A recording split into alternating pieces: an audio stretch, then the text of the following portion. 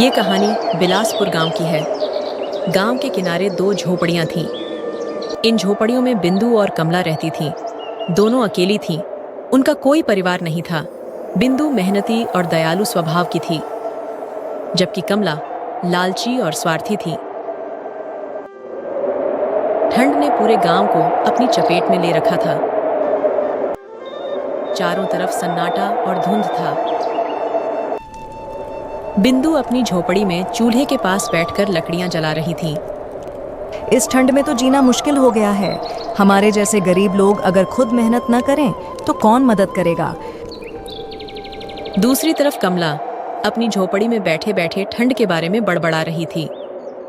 ये ठंड तो जान ही ले लेगी। इस ठंड में मेरी झोपड़ी में तो लकड़ी तक नहीं बची। बिंदु ने कैसे इतना सब जमा कर लिया। कमला बिंदु की झोपड़ी की ओर झांकती है। बिंदु का चूल्हा जलता देखकर कमला को जलन होती है।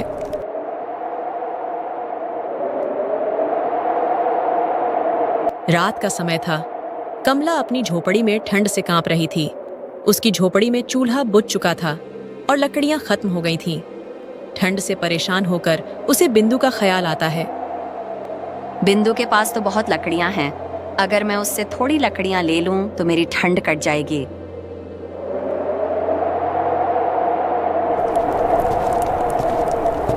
अरे कमला, इतनी ठंड में यहाँ कैसे आना हुआ? सब ठीक तो है? बिंदु, मेरी झोपड़ी में लकड़ियां खत्म हो गई हैं। ठंड से जान निकली जा रही है। सोच रही थी अगर तुम थोड़ी लकड़ियां दे सको तो मेरी मदद हो जाएगी। कमला, तुमने पहले लकड़ियाँ क्यों नहीं इकट्ठा की? मैंने तो बहुत पहले से इन्हें जमा कर रखा था। मुझे लगा सर्दी इतनी ज्यादा नहीं पड़ेगी। अब क्या ही करूं? मुझे लगा सब अपने आप ठीक हो जाएगा। वैसे भी तुम्हारे पास तो बहुत है। तुम मेरी मदद कर सकती हो। ठीक है, मैं तुम्हें थोड़ी लकड़ियाँ दे देती हूँ, पर अगली बार पहले से इंतजाम कर लेना। ठंड में बिना लकड़ियों के काम नहीं चलता।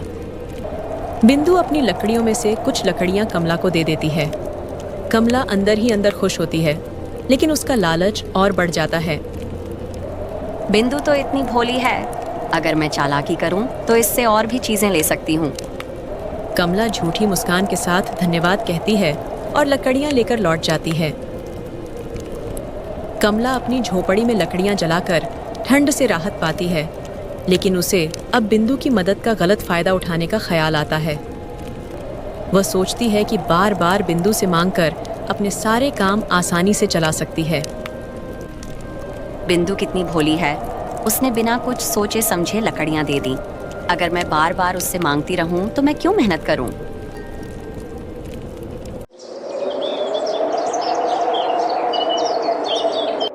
अगले दिन सुबह कमला बिंदु के घर दोबारा जाती है।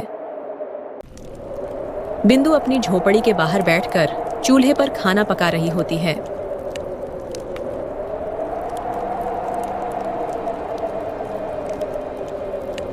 अरे बिंदु, कैसी हो?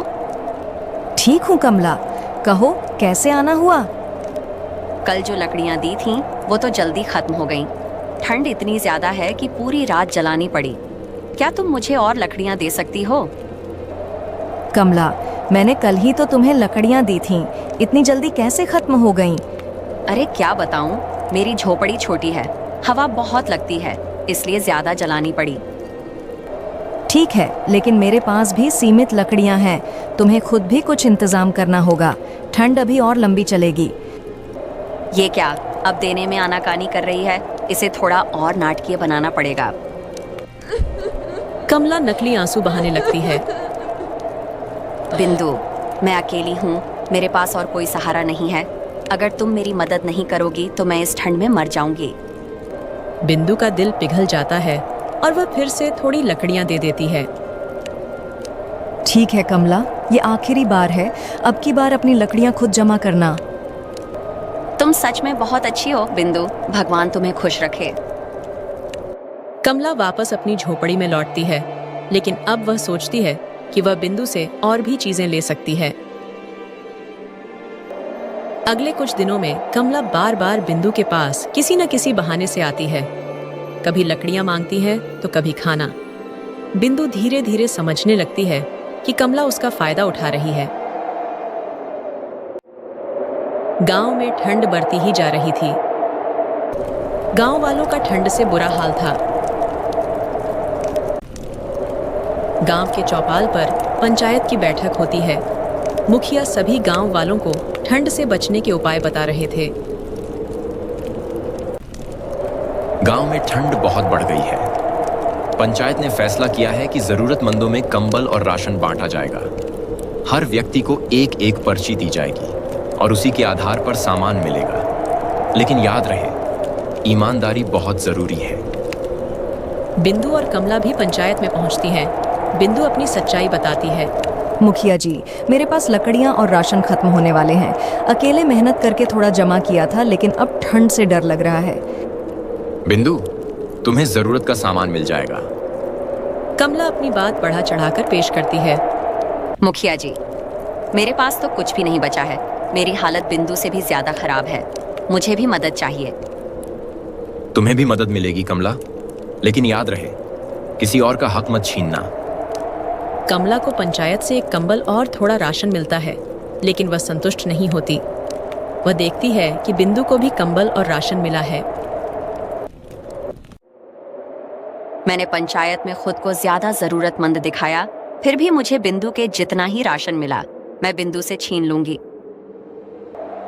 कमला रात को चुपके से बिंदु की झोपड़ी में घुसने का योजना बनाती है।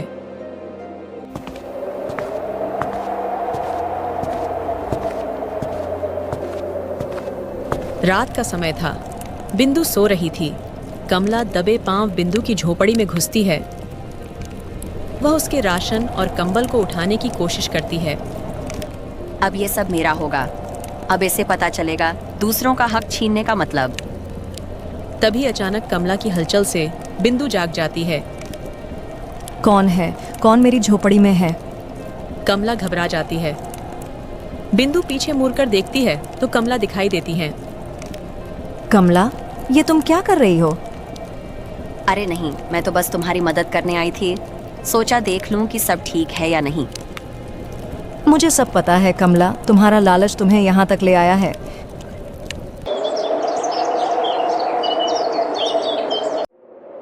बिंदु अगले दिन पंचायत में कमला की शिकायत करती है। मुखिया जी, कमला ने कल रात मेरी झोपड़ी में घुसकर राशन और कंबल चुराने की कोशिश की। कमला, तुम्हें शर्म नहीं आई? पंचायत ने तुम्हारी मदद की और तुमने दूसरों का हक छीनने की कोशिश की। मुखिया जी, मुझसे गलती हो गई। मैं लालच में अंधी हो गई थी।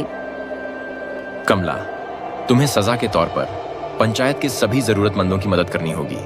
जब तक ठंड खत्म नहीं होती, तुम रोज जंगल से लकड़ियां इकट्ठा कर गांव वालों में बांटोगी।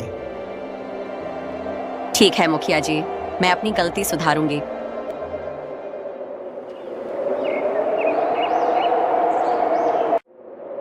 कमला अपनी सजा पूरी करती है। वह धीरे धीरे दूसरों की मदद करना सीख जाती है। बिंदु भी उसे माफ कर देती है। कमला, गलती इंसान से होती है, लेकिन उसे उस गलती को सुधारने की कोशिश करनी चाहिए। तुम सही कहती हो बिंदु। अब मैं दूसरों की मदद करने में खुशी महसूस करती हूँ। गांव में सभी एक दूसरे की मदद करते हैं और ठंड का मुकाबला मिलजुल कर करते हैं।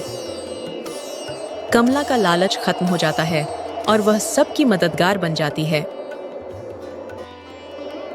अगर हम सब मिलकर काम करें तो कोई भी मुश्किल हमें हरा नहीं सकती।